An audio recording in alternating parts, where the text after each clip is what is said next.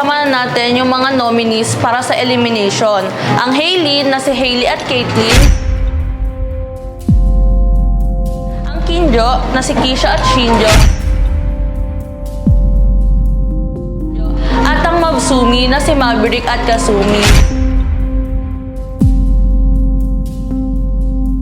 Dumating na ang oras para sabihin ko sa inyo kung sino ang magpapatuloy at hindi magpapatuloy sa challenge na ito.